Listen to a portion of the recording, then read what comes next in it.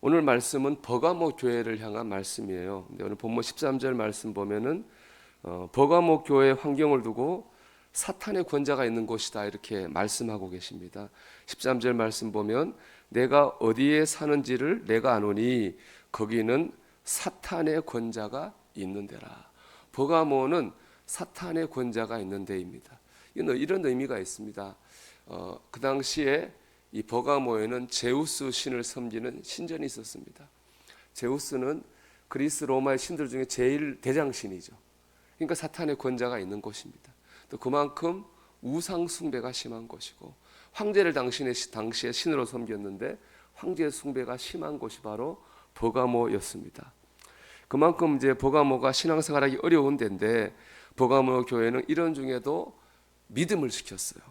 이를 보여주는 대표적인 사건이 바로 안디바 사건이에요. 13절 말씀 보면 내가 내 이름을 굳게 잡아서 내 충성된 증인 안디바가 너희 가운데 곧 사탄이 사는 곳에서 죽임을 당할 때에도 나를 믿는 믿음을 저버리지 아니하였도다. 그랬어요. 이 안디바라는 사람은요, 전승에 의하면은 버가모 교회의 감독이에요. 영적 지도자죠. 근데 그는 이제 황제를 예수님을 부인하며 사는데 부인하지 않았어요. 그 어떻게 했냐면 뜨거운 노수로 된 황소를 뜨겁게 달궈서 그 위에서 태워 죽였다 그래요. 그걸 보고도 버가모 교회 교인들은 그 잔혹한 모습을 보고도 믿음이 흔들리지 않고 예수님을 믿는 믿음을 굳게 지켰다는 것이죠. 버가모 교회는 이렇게 믿음이 좋은 교회입니다. 이런 버가모 교회에도 문제가 있었어요. 교인 중에서 니골라 당이라고 불리는 사람들이 있었는데 그들을 잘라내야 되거든요. 근데 잘라내지 못하고 용납을 했다는 거예요.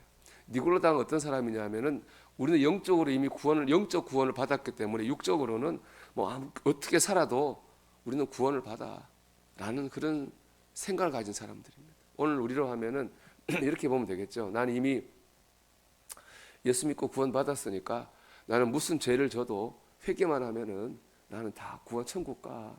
6일 동안 막 살아도 돼. 7일날 교회 가서 회개만 하면 돼. 그런 생각을 가진 사람들과 똑같은 겁니다. 근데 주님이 지적하신 문제는 뭐냐?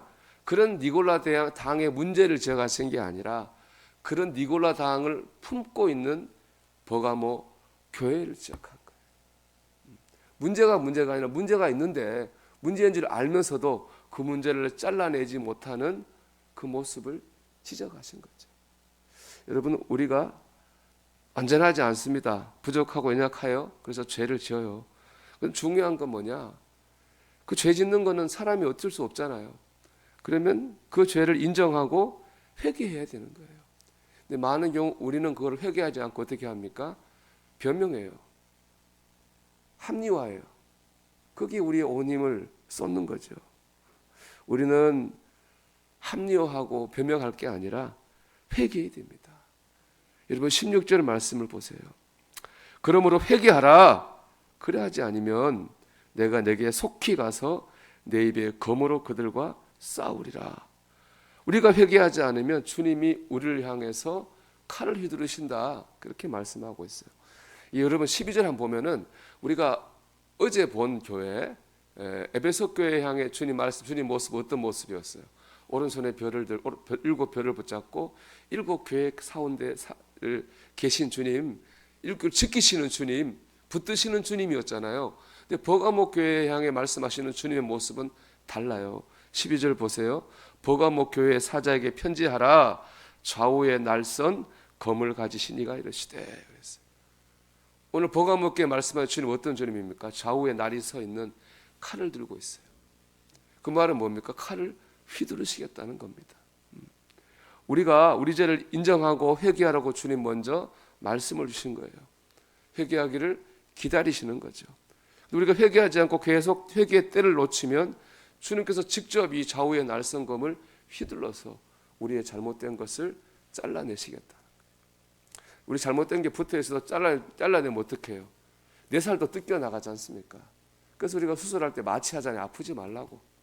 맞습니다. 우리가 회개하지 않으면 주님이 날선검을 휘두르면은 우리도 상처를 받고 아플 수밖에 없는 겁니다. 그 때문에 주님이 칼을 드시기 전에 내가 먼저 말씀을 통해서 깨닫고 회개해야 됩니다. 이렇게 회개함으로 자신의 죄와 싸우는 이들에게 주님이 약속하신 특별한 복이 있어요. 17절 말씀 볼까요? 귀 있는 자는 성령이 교회들에게 하시는 말씀을 들을지어다.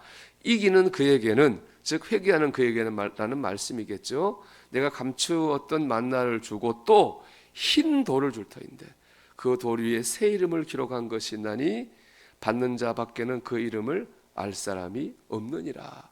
여기 보면은 흰 돌, 새 이름, 이런 말이 나오죠. 그 당시에 옛날에 올림픽이 그때부터 있었잖아요. 고대 경기에서 할 때 승자에게 주는 영광이 있어요. 뭐냐? 흰 돌에다가 우승자의 이름을 새기는 거예요. 바로 그 승리자의 영광이거든요. 오늘 그 말씀 우리에게 하고 있는 거예요. 우리가 이 땅에서 우리 자신의 죄를 회개하며 죄와 싸울 때에 마지막 때 주께서 우리에게 흰 돌에 이름을 새겨주는 거예요. 우리 이름을. 우리가 승리자라는 거예요. 여러분, 이 땅에서 부귀영화를 누리고 명예와 권세를 누린 사람이 승리자가 아니에요. 누가 주님이 인정하는 승리자입니까? 이 땅에서 주님의 말씀을 붙잡고 내 안의 죄를 인정하고 회개하며 사는 사람.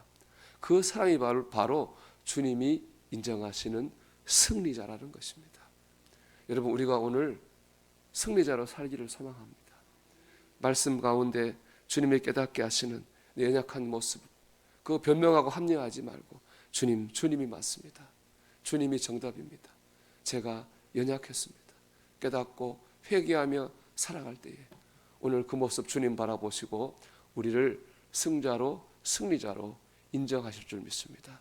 오늘도 이런 믿음의 승리자로 살아가는 저와 여러분이 되기를 주님의 이름으로 축원합니다.